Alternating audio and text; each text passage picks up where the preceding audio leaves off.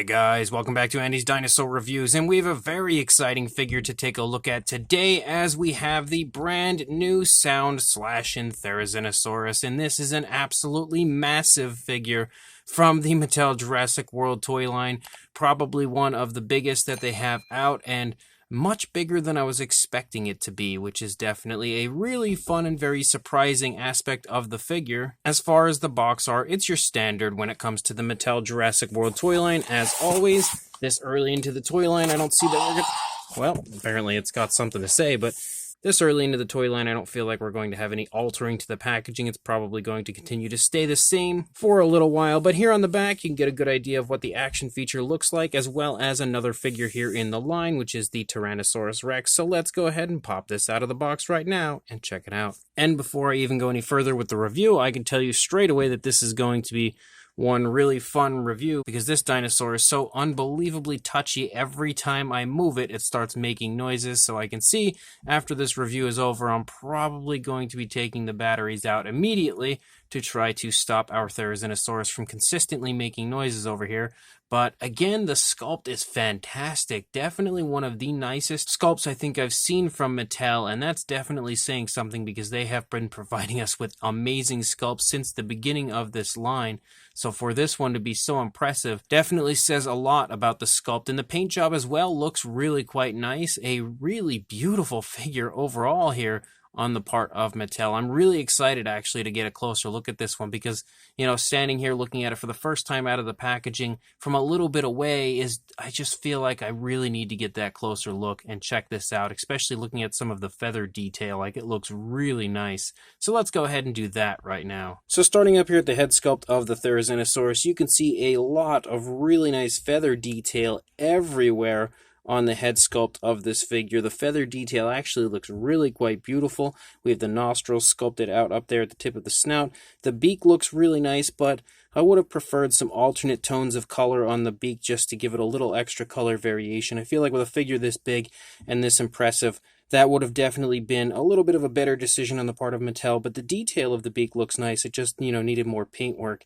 You can see, again, the feather detail looks fantastic. Down here on the lower part of the chin, very Schleich-like. We have a nice bundle of feathers down there, which look pretty good. You can actually see, again, if we get nice and close, that the detailing of the feathers looks extremely nice. And you can see the eyes painted with an orange, given a black pupil. We have some nice reds there around the eye. If we turn it around, it's probably going to make some noises. Yep, there it goes, because that's all it seems to do. You can see that the paintwork over here on this side, again, is really, really nicely done, very precise. I really wish they would have put some coloration on the beak. That's honestly the only thing this figure is missing from the face. We do have an articulated jaw on our Therizinosaurus. You can see a nice purplish tone on the inside of the mouth. The tongue looks really good as far as the sculpt goes. You can see some nice detail there on the skin flaps of the inside of the mouth, and you can also see the teeth are sculpted very nicely and painted with a very light yellow coloration. Really quite nicely done. The jaw articulates really smoothly as well. As you move up here into the top of the head, you get a really nice dose of the feathers of the Therizinosaurus. It looks as though we have like some skin texture here running along the side of the neck, but then up here on the top we have some feathers, and those feathers continue to run here along the top of the dinosaur. They are painted with a nice mixture of this dark coloration slightly, but mostly this reddish tone that we have running down the back of the neck, and I like how there's kind of like a little bit of a fluffier look, a little bit more of a wild look to the feathers there in the center running along the spinal column of our Therizinosaurus. As you move down here, though, you start to see the feathers kind of disperse here along the side of the neck, and we have a nice actual like dry brushing, kind of like a reddish dry brushing over the top of that dark bluish tone that we have running down the course of the neck of the Therizinosaurus. And the feathers all look great. Like, it has that very kind of like emu-like look when it comes to the way the feathers are sculpted out. We have a nice white stripe here running along the neck as well before transitioning back to the green here on the underside of the throat. You can see the throat is present as you move down the course of the underside of the neck, and you can see the skin detail looks really nice on the dinosaur. As you move back here into the body, again, you can see feathers galore, and I'm really, really impressed with how good the feathers look on this figure because Mattel hasn't given us very many feathered dinosaurs in the past, and we definitely haven't had one this large, so it's nice to see one so big and with such a beautiful amount of feathers to it, and just seeing again how natural and really nicely sculpted the feathers look. You can see again as we move down here a little bit further into the body, it looks like we kind of transition back to the skin texture before leading out into the arm. The arm does have some very nice muscle definition, and we also have more feathers sticking here off of the back of the arm, and I love how wild those feathers look like. They're just all over the place. Really, really cool looking detail. I like how they're not just like a generic look to the feathers, like they're just everywhere, and I think it just creates so much life for the figure. Really just gives it so much more of a realistic appearance. As you move out into the hand, you can kind of see like some scoots running down the course of the fingers. The hand does have a little bit of a gloss coat to it. I'm not too sure why. But we move out here into the claws, those trademark claws of the Therizinosaurus, and I like how they start out with like a dark gray and transition to a lighter gray the further out into the claws you get, and you can see like some nice cracks and crevices within the claws as well. Extremely impressive sculpt and detail for something like this. I wish they would have kind of given them a gloss coat, kind of like the hand has. I would have liked to have seen a gloss coat on the nails out here, but regardless, it still looks nice. And you can see the paintwork is also on the underside of the claws, because you can see that on the opposing hand. You can also see the really nice scale detail there in the palm of the hand of the Therizinosaurus on the opposing side.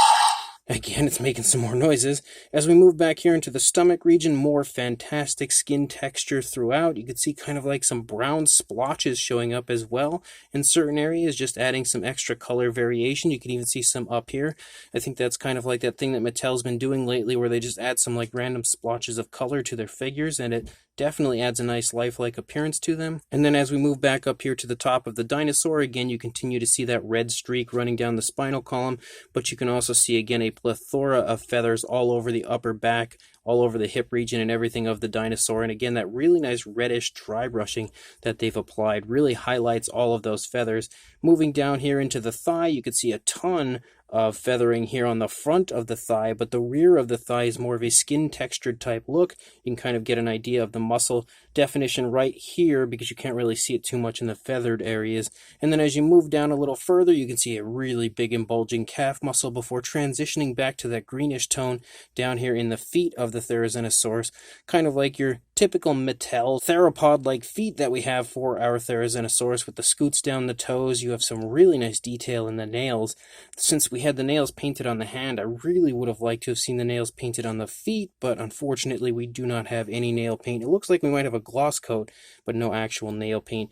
Pretty common when it comes to Mattel. As you lead back up here, you can see like some skin wrinklings creasing right there. This thing is so touchy.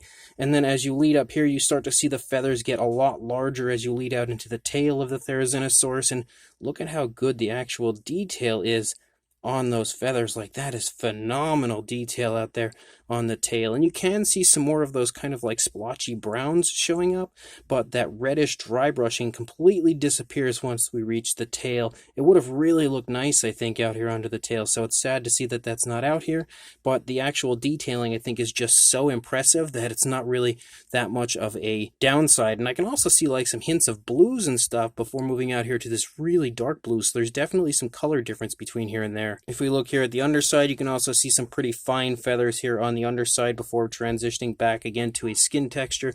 You can really see kind of like some of that splotchy brown here meshing on the underneath. It's actually pretty abundant as you move through the course of the underside of the figure. You can see that the green, though, on the underside cuts off right here in the chest region of the Therizinosaurus. And then if we take a look over here at the opposing side, you're probably really not going to see much difference. You can see the sculpt, again, making noises. The sculpt looks pretty much the same as we move down through the neck region. The paintwork looks all very precise like we had seen on the opposing side. And again, as we lead down here into the arm, you can see those really wild feathers leading off of the back of the arm. I absolutely love how wild those feathers look.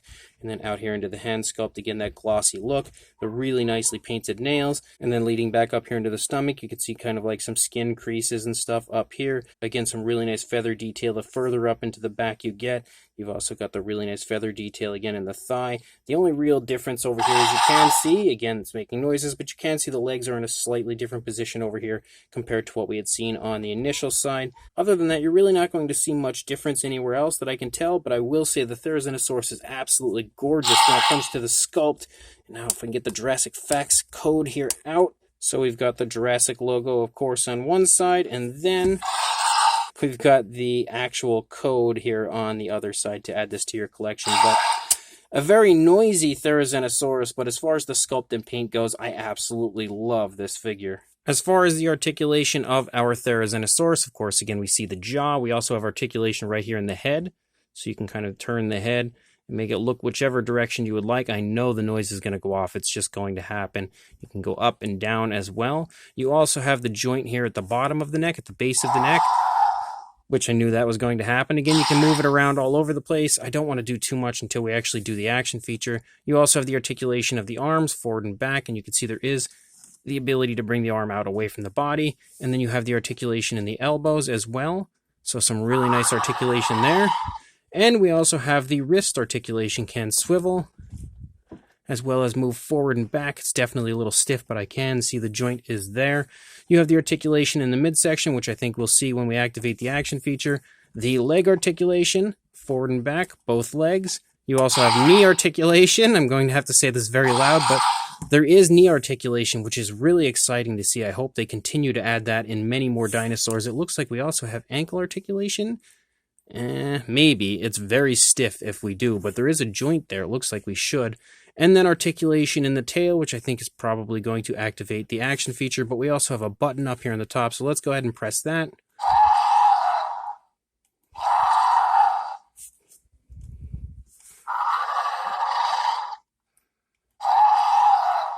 Really nice noises for the Therizinosaurus straight away. I love the noises, and the action feature works really smoothly. And then we also can, use the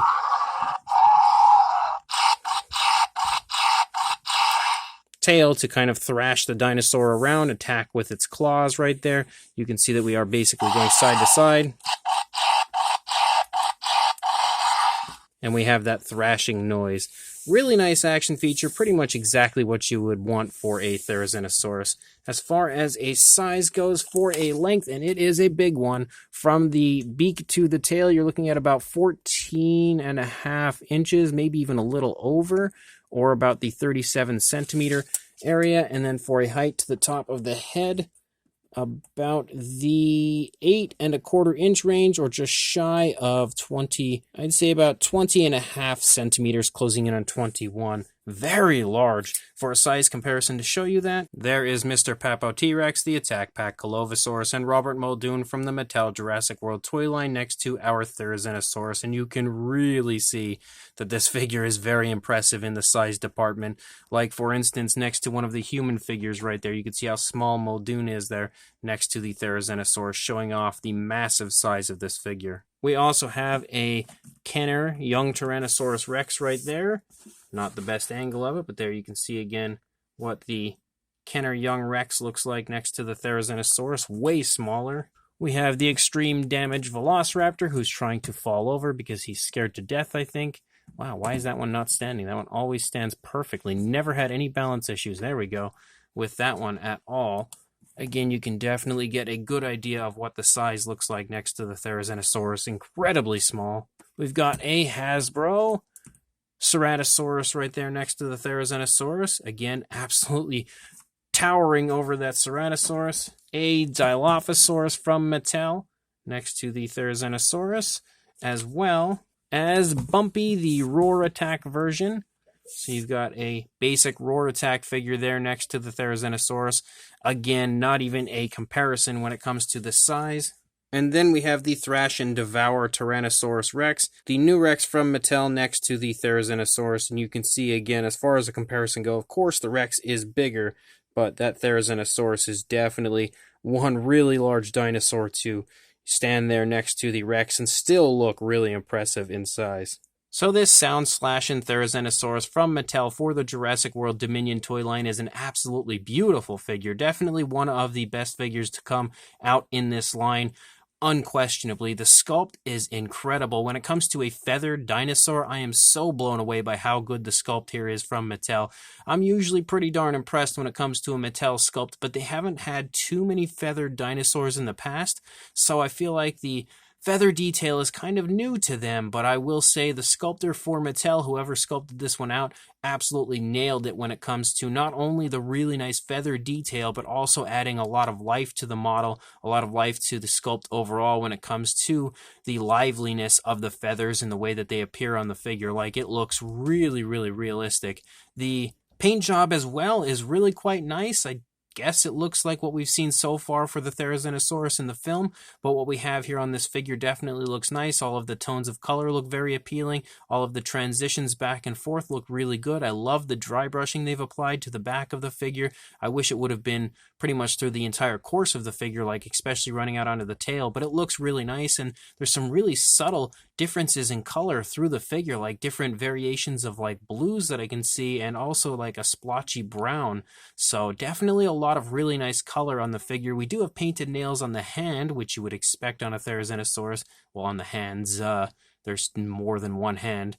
But we don't have painted nails on the feet, unfortunately. It would have really been nice to see paint on both of those areas, but at least we did get one of the two.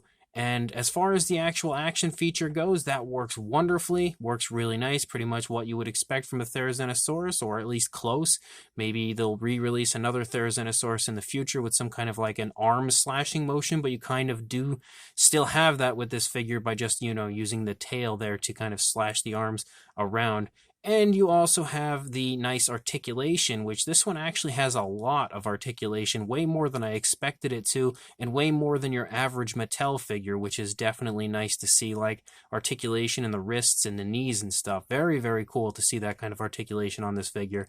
As a whole, this is a fantastic release from Mattel, and definitely one of my favorites for the Jurassic World Dominion line. So if you are interested in picking this up, I will include a link in the description to where you can do that on Target.com, as well as you can head to Target in-store and purchase it there as well. Seems like they've been stocking most Targets fairly well, so you should have a chance to pick it up in-store or again online. One way or another, I definitely recommend picking this up, so make sure you do that, and make sure you like, comment, and subscribe, and I will see you in the next review. Thanks for watching.